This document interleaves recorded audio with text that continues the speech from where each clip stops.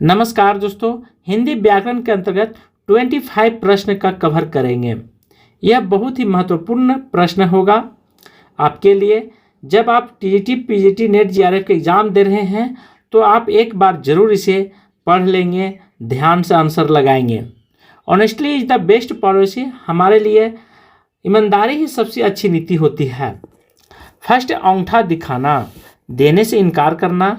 B, अपमान करना। सी है हंसी उड़ाना। डी है लेने से इनकार करना। देखिए आंसर जो है देने से इनकार करना होगा। अंगूठा दिखाना मतलब ठेंगा दिखाना भी कह सकते हैं। सेकंड है कान पकड़ना, अनादर करना, गलती ढूंढ लेना। सी है भूल स्वीकार करना। डी है दोषी ठहराना। बच्चे से आप स्कूल में जरूर बोलेंगे कि कान पकड़ करके उठा बैठक करो, तो इसका अर्थ होता है भूल स्वीकार करना। कान पकड़ना एक दंड के अंतर्गत आता है। क्या आता है? दंड के अंतर्गत आता है, और उसे प्रोमिस किया जाता है बच्चे से कि ऐसा गलती दोबारा नहीं करोगे। ठीक है, आंसर भूल स्वीकार करना। थर्ड है सोने पे सुहागा, निरा मूर्ख, अच्छे पर अच्छा। सी है बुरा समय आना। डी है इनमें से कोई नहीं। तो अच्छे पे अच्छा होना, आंसर क्या होगा? अच्छे पे अच्छा होना। सोने पे सुहागा अर्थात एक साथ देखे होंगे कि दो जॉब हो जाता है। क्या हो जाता है? जो दो गो, या शादी के समय क्या हो जाता है? जॉब हो गया, तो इसी को कहा जाता है सोने पे सुहागा होना। फोर है आगे कुआं पीछे खाए, दुविधा में पड़ना। बी है इधर उधर की बातें करना।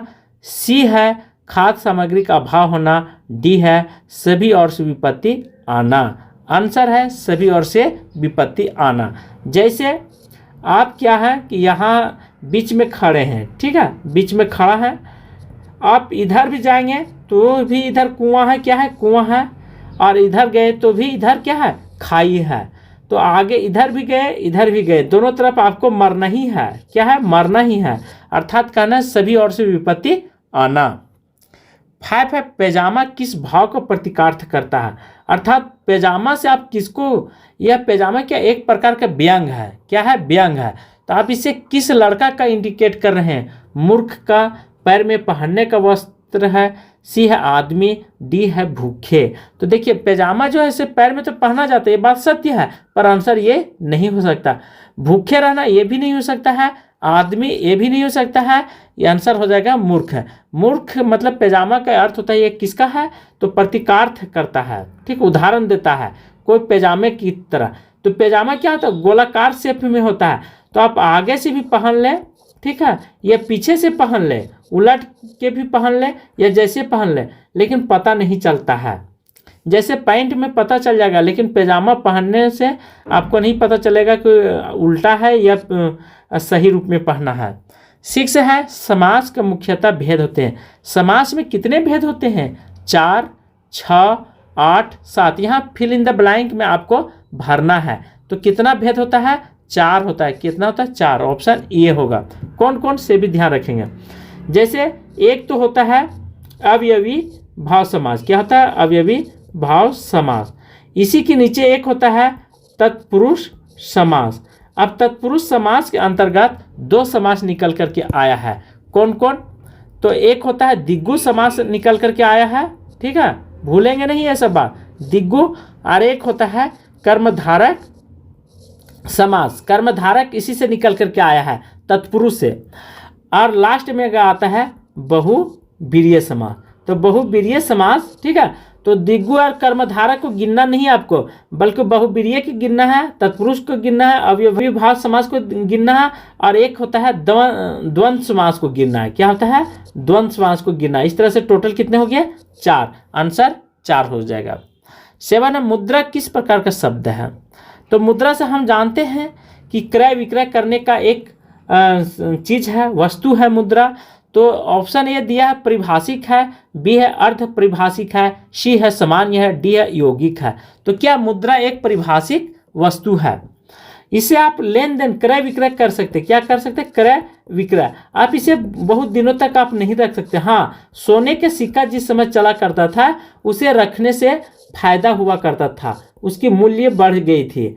सोने या चांदी का सिक्का हुआ था तो जिसने जिसने सोने जो इस चीज़ को समझ गया था, यह धातु को कि यह चांदी का धातु है या सोने का धातु है, तो रखने वाला बुद्धिमान था तो वो अमीर बन गया। ठीक है, लेकिन बहुत कम लोग जानते थे। यहाँ तक खाने के लिए मिलता ही नहीं था तो रख के क्या करते, मरने से अच्छा है कि बेचने में भला समझते थे। देखिए कौन सा शब्द भिन्न परिवार का है, ए ज्ञानी, बी ज्ञानदा, सी मुनि, डी ऋषि। आंसर है सी, क्या है, मुनि। मुनि जो है से भिन्न परिवार का शब्द है। ध्यान रखेंगे, यहाँ पूछ रहा है भिन्न परिवार का शब्द कौन सा है। 9 है, इनमें से कौन सा शब्द अप्रत्ययवाचक है, पालगंडी, बी है पांडव, सी है कोठरी, डी है पलंग। आंसर है बी, पांडव। क्या पांडव जो है से अप्रत्ययवाचक शब्द है। 10 है, सायंकाल पंछी नीड़ों की ओर लौट रहे थे। ठीक है, देखिए सायंकाल में पंछी क्या होते हैं, आपस घर चले आते हैं अपनी घोंसला में, तो उसकी घोंसला ही उसकी घर होती है पंछियों का। तो यहाँ पे पूछा कि क्या वर्तनी सुधार, जो रेड पेन से लिखी हुई है यहाँ पे वर्तनी सुधार करके लिखना है। 4 ऑप्शन दिया हुआ है, 4 में कौन सा शब्द सही है। ए सायंकाल है, बी है साय काल है, सी है सामान्य काल है, डी है सायंकाल है।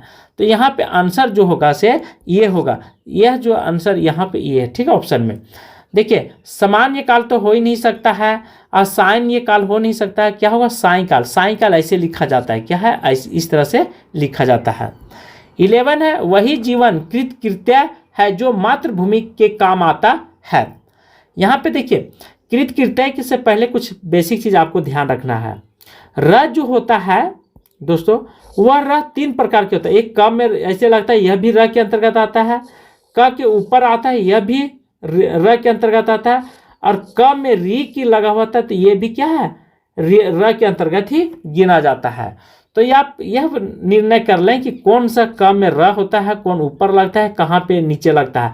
यह आपको माइंड में हमेशा बेसिक कॉन्सेप्ट के रूप में ध्यान रखना है। तो ऑप्शन ये कृत कृत्य, बी कृत कृत्य, सी है कृत कृत्य, डी है कृत कृत्य। देखिए सुनने में आपको एक जैसा लगेगा, लेकिन आप गौर से देखेंगे तो आंसर जो है से डी होगा, कृत कृत्य। यह शुद्ध रूप में लिखी हुई है, बल्कि यहाँ जो रेड पेन से लिखा हुआ है यह गलत लिखा हुआ है, तो यहाँ पे आपको शुद्ध छाटना है। 12 है, सौम्यता की नारी का सच्चा श्रृंगार है। श्रृंगार शब्द को शुद्ध रूप में छाटना है। श्रृंगार होगा, बी है श्रृंगार है, सी है श्रृंगार है, डी है श्रृंगार।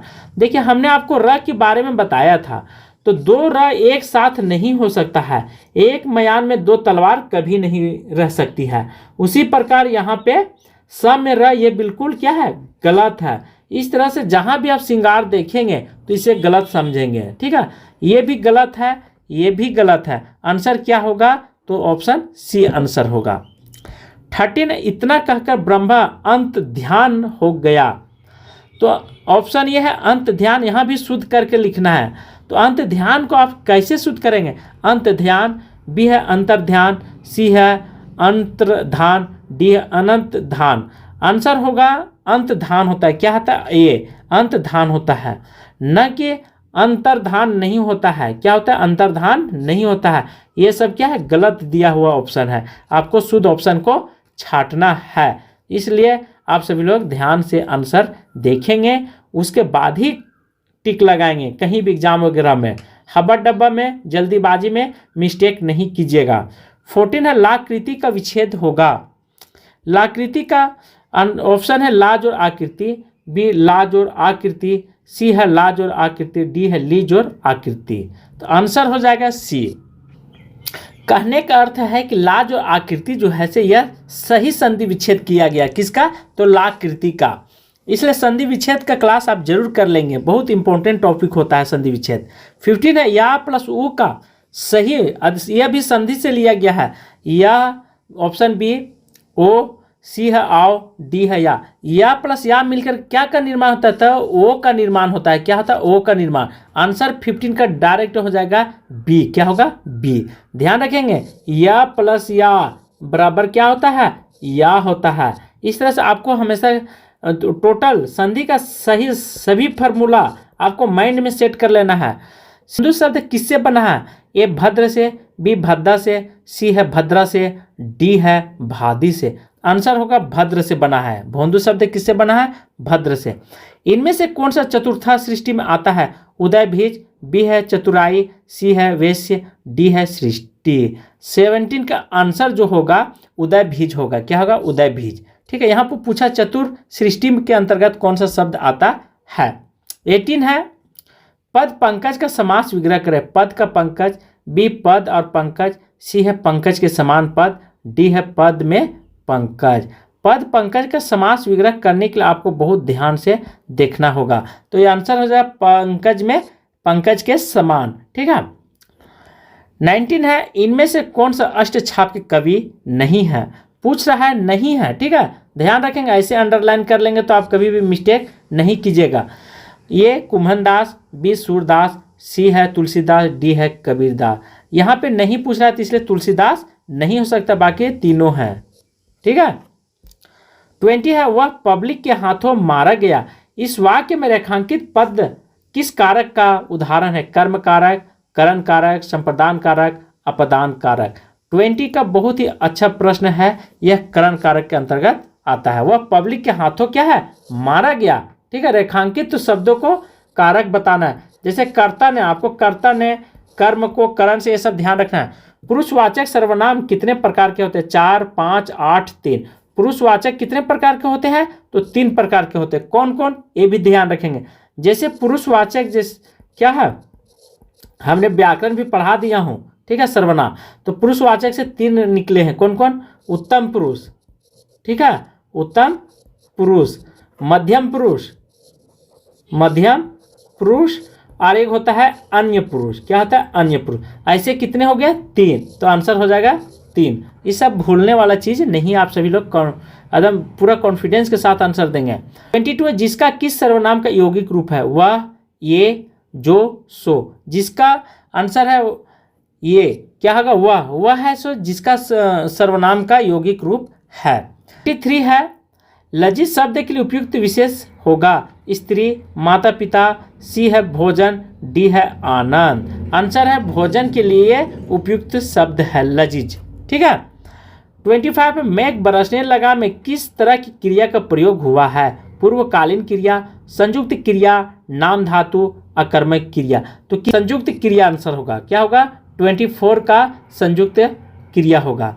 मेघ बरसने लगा में पूछ रहा है, मेघ बरसने लगा में किस प्रकार का क्रिया का प्रयोग हुआ? क्रिया 2 प्रकार के होता है। कौन कौन? एक होता है अकर्मक क्रिया और एक होता है सकर्मक क्रिया। ठीक है, इस तरह से टोटल 2 क्रियाएं होते हैं। 25 है सूर्य लहर को, यहाँ खाली स्थान है, फिल इन द ब्लैंक है, आपको भरना है। कहा जाता है, क्या कहा जाता है? संगम कहा जाता है, अनुतान कहा जाता है, बालघात कहा जाता है, संयुक्त कहा जाता है।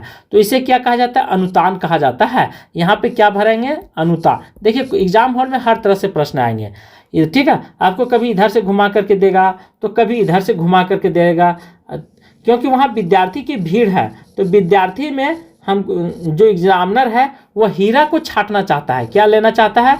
हीरा लेना चाहता है। तो ऐसे विद्यार्थियों को चयन करना चाहता है, इसीलिए क्वेश्चन को घुमाना उनका जिम्मेवारी है और अच्छा है। तो आज की क्लास में यहीं पे समाप्त करता हूँ। थैंक यू, धन्यवाद।